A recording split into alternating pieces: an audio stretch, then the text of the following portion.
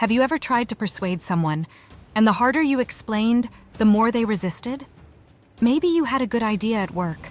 Maybe you were talking with your partner. Maybe you were trying to convince a friend to see things differently. But instead of opening up, they doubled down.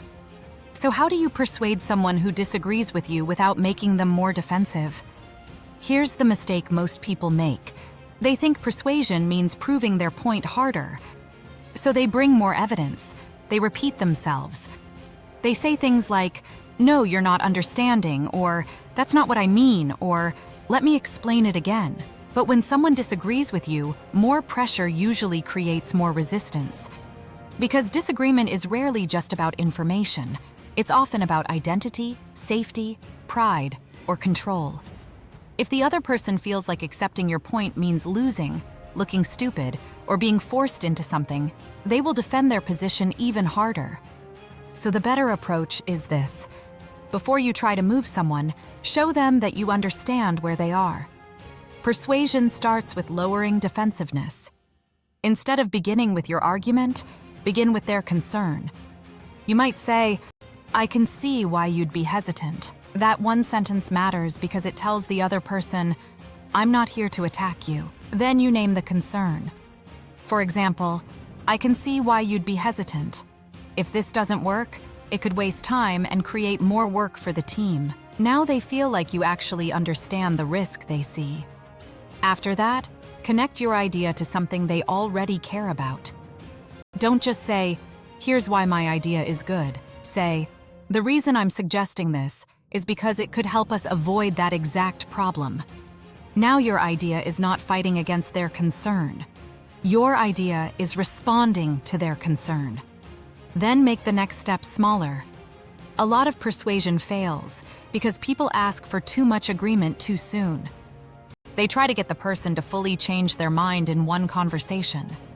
Instead, ask for a test, a trial, or a small next step. Here's the full phrase. "I can see why you'd be hesitant. If this doesn't work, it could create more work for the team. The reason I'm suggesting it is because it may help us solve that issue earlier. What if we tested it on a small scale first, then reviewed the results before making a bigger decision?" Notice what that does? You are not saying, "You're wrong." You are saying, "Your concern makes sense, and here's a low-risk way to explore this." That is much easier to accept. Here's another example. If someone says, "I don't think this plan will work," don't immediately respond with, "It will work, and here's why. Try this instead." That's a fair concern. What part feels most risky to you? That question is powerful because it moves the conversation from debate to diagnosis. Now you are not arguing over the whole idea. You are identifying the specific obstacle. Once you know the real concern, you can respond more effectively. Maybe they are worried about time. Maybe they are worried about cost. Maybe they are worried about embarrassment if it fails. Each concern needs a different response. The takeaway is this: people are easier to persuade when they feel understood before they feel challenged. So the next time someone disagrees with you, don't push harder. Pause. Name their concern.